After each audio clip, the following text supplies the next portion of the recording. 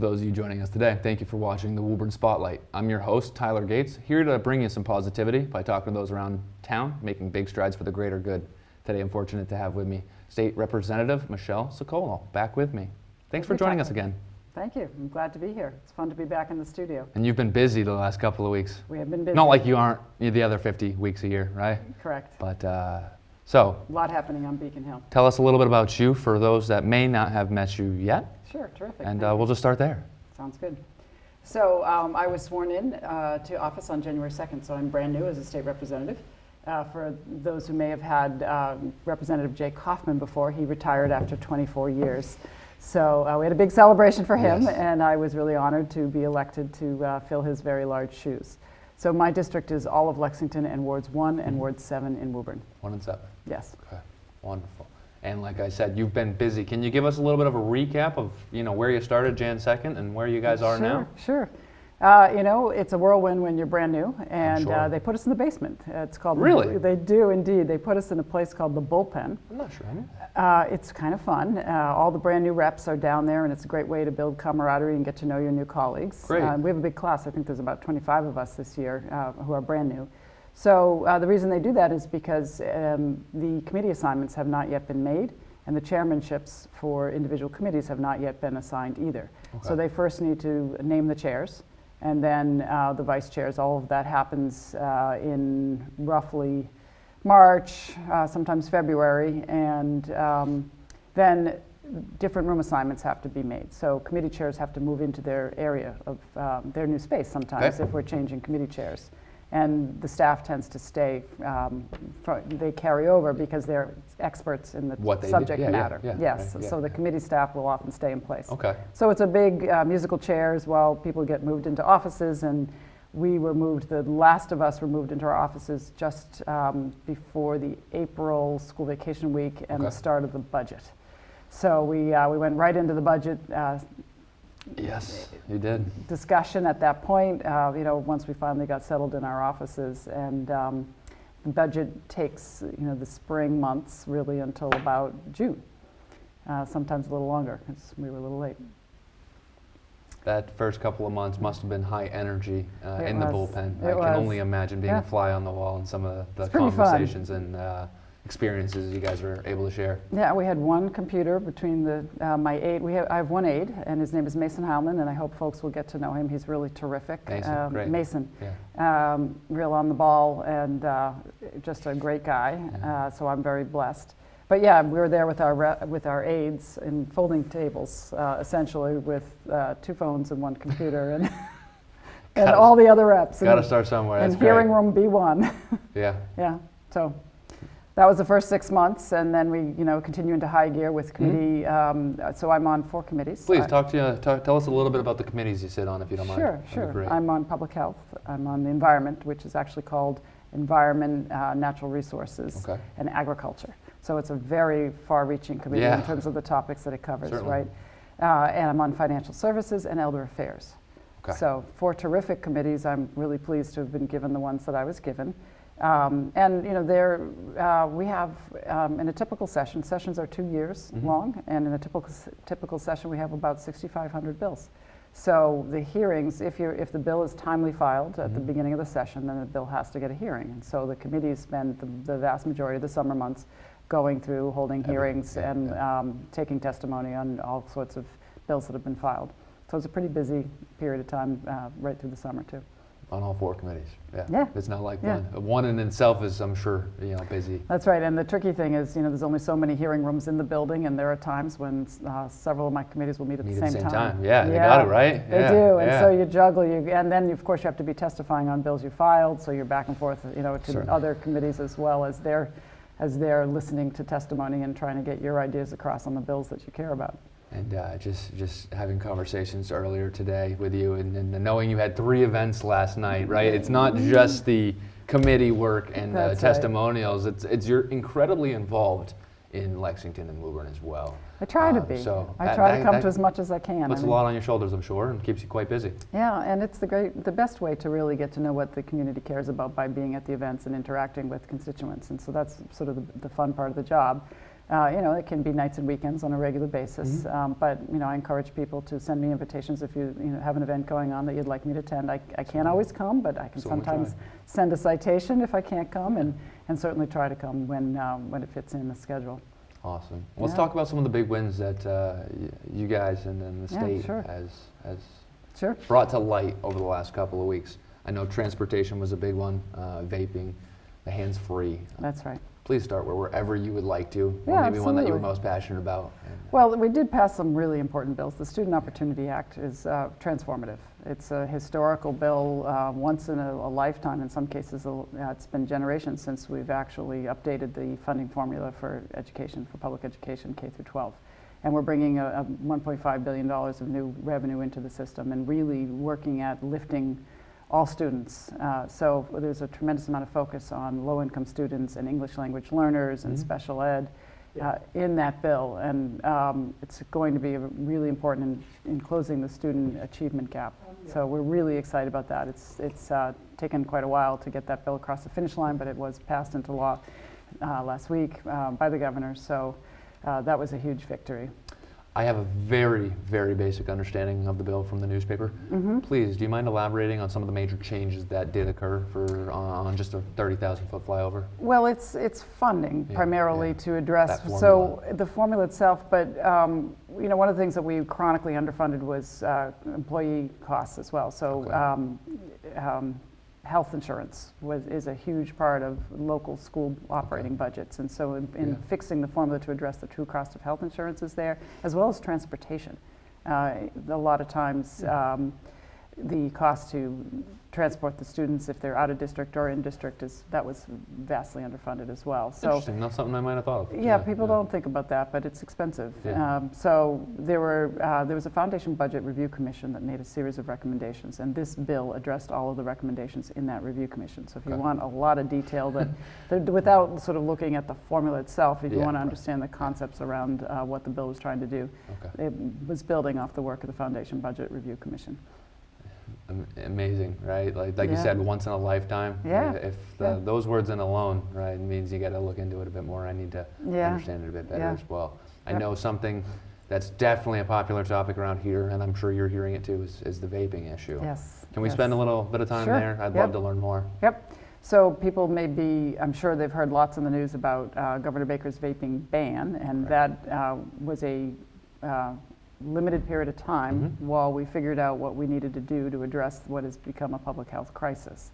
So, this teen vaping rates are sky high, and what's concerning about vaping is that the nicotine intake is chemically altered in the vaping product itself so that it gets into the bloodstream much faster than it would if you were inhaling a cigarette. So it is far more potent and causes a far more intense reaction and does become addicting more quickly than just a regular cigarette. So you add to that the vaping products that had been on the market here in Massachusetts and nationwide across the world are marketed to children, and they're marketed with flavors that are very appealing. Bubblegum and cherry and menthol and all sorts of flavors that are attractive to young people. And I think that because it came on the scene so quickly, people didn't understand that it wasn't safer than cigarettes. They believed they're not getting the tar that they would get from smoking, so it must be better, and it's just fine as an alternative to smoking, and it's not nearly as bad as smoking. That was the belief, the prevailing belief. I think everyone could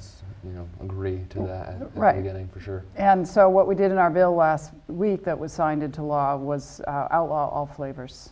And we also banned menthol cigarettes, which are marketed very heavily in the African American and Latino community. And we see in those communities, a lot of people don't know that, but we see in those communities much higher rates of negative health outcomes, health disparities that are, greater cancer rates in African American and Latino communities. And that's really pretty appalling because it is targeted toward those groups. So we outlawed the menthol cigarettes as well. And we attached a new tax on vaping that wasn't there before to help address the public health costs associated with the negative impacts. So adults over 21 or older can still get vaping products, but they can only get unflavored products in Massachusetts. Okay, and I'm not sure if the ban is still in place, or has that been lifted because of the new... It is, but it's due to expire shortly. I think it's a week January. or two. Oh, okay. I think it's, the more recent date is right before Christmas, I believe. Oh, okay. So it's coming. I hadn't seen anything come down the way. Yeah. Interesting. So, a couple other topics: transportation and hands-free. Hands-free. Where do you want to go with that?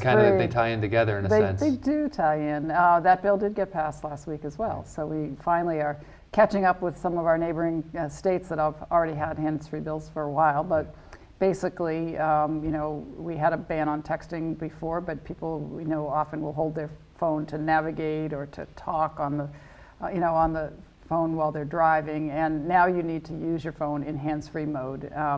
You need to have it mounted to your dashboard or someplace on the car that's stationary, so that it's not flying around the car and you're not juggling it in one hand. You are allowed to use a single swipe or a tap to engage the voice activation features, and that's about it. As it should be, it's going to vastly improve safety for everyone.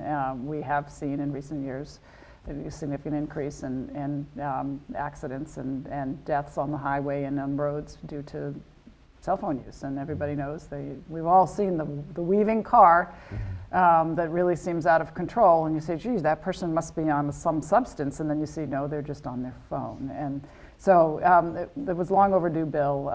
We struggled quite a bit with getting the data provisions and the data collection provisions right, and that was part of what took the bill some time to get through the process. Oh, okay. So, we want to do our best to avoid creating another stopping mechanism that might create racial profiling, that might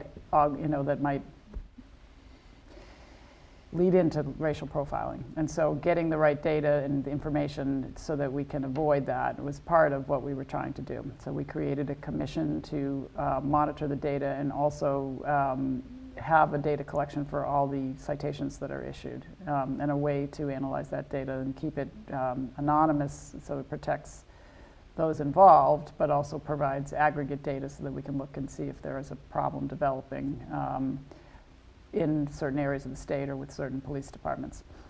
If you're not in the know, like myself and many others, right, it might have seemed that the hands-free bill just didn't get through last session, but it sounds like there was a lot of due diligence going on in the background that made this more timely and appropriate right now, it sounds like. I didn't know that. Yeah, I was really pleased. And when we heard the description of the data piece of it, so data is changing so rapidly, and obviously the use of data has become an international crisis. It's a currency almost, right? So how we use data and what we do with it and who has access to it and how do we protect it and keep it safe and how do we protect the individuals in their own civil liberties. Their information shouldn't be compromised. So the protocols around the data collection are really important, and we think we got it right in this bill, and it may even serve as a model for other types of data we'll need to collect in the future. So it was worth taking a little extra time to do it right. Sounds like it. I think. Good. Yeah. So also on transportation, we did not get to discussion on transportation finance.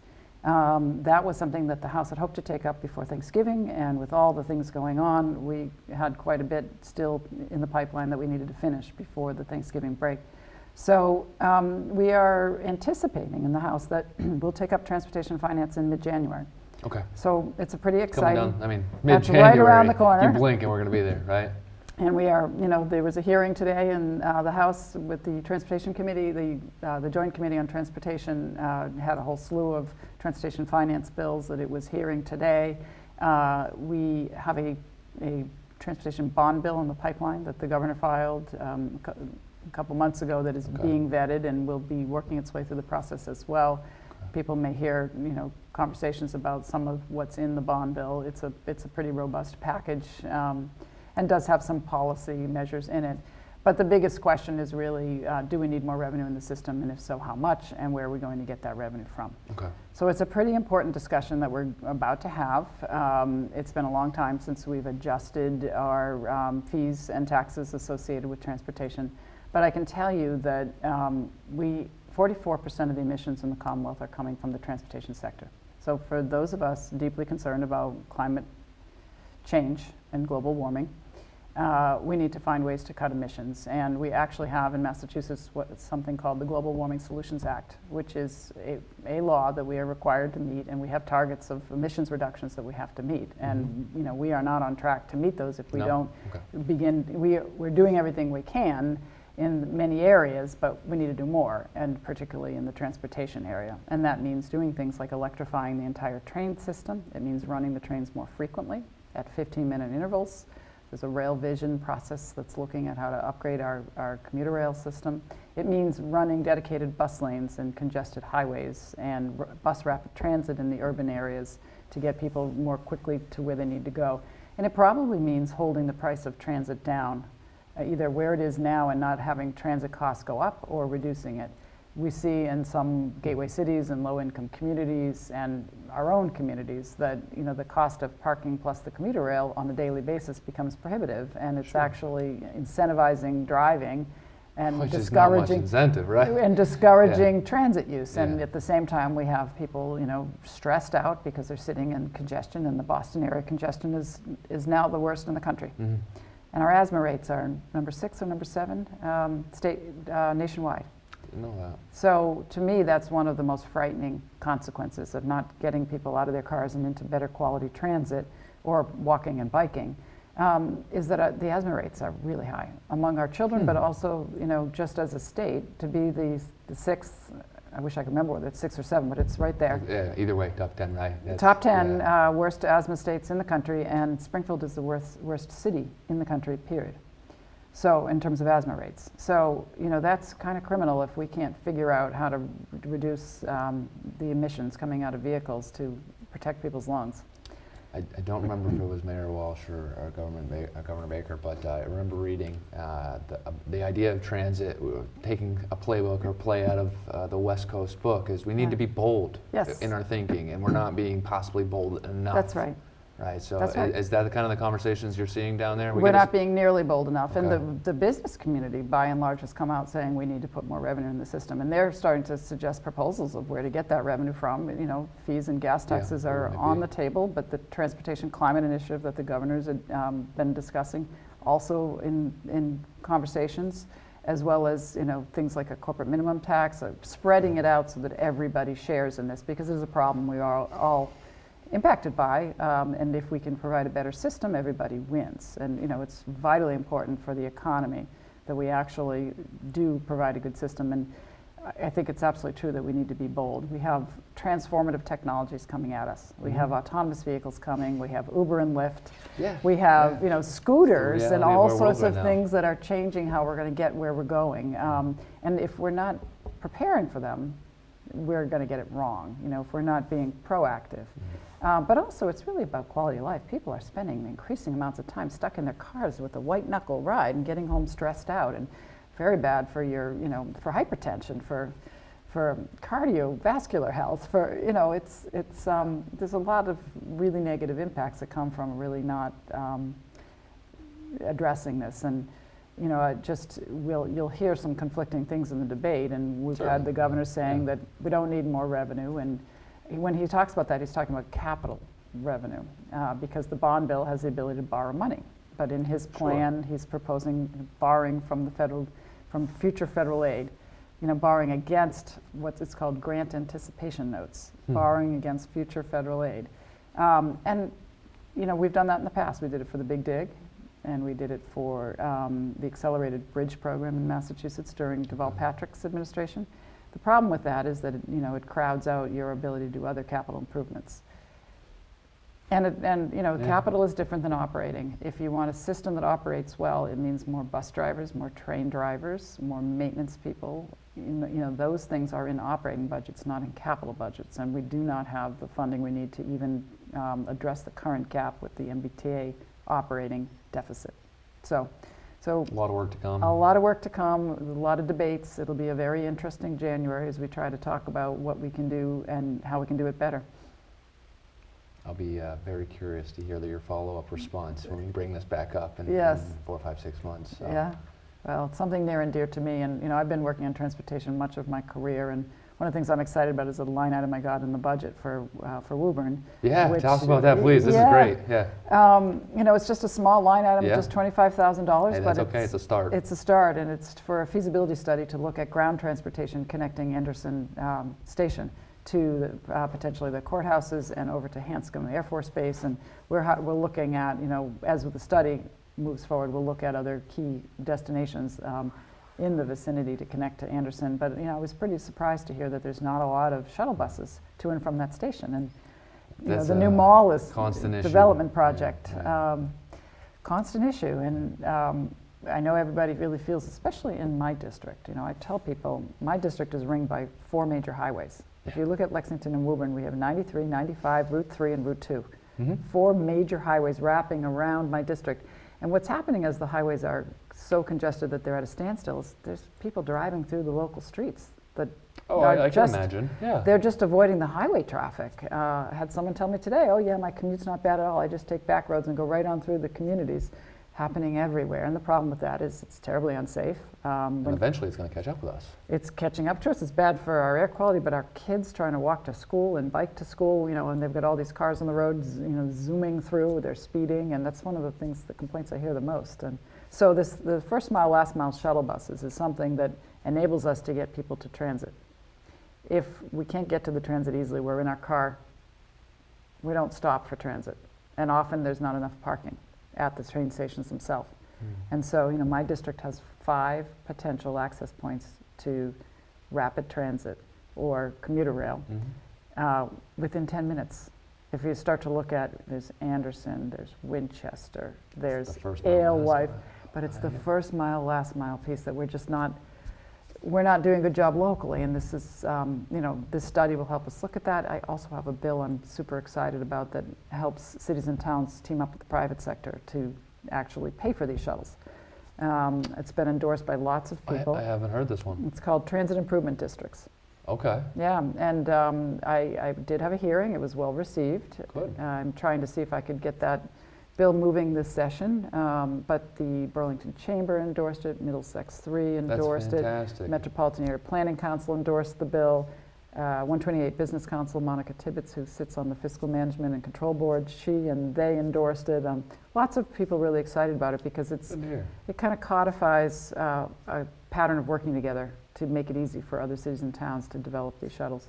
I know, being involved with the Woburn Business Association myself, that's been 18 months plus that's been the focus of a conversation. Is where do we begin? We had conversations with the 128 Coalition.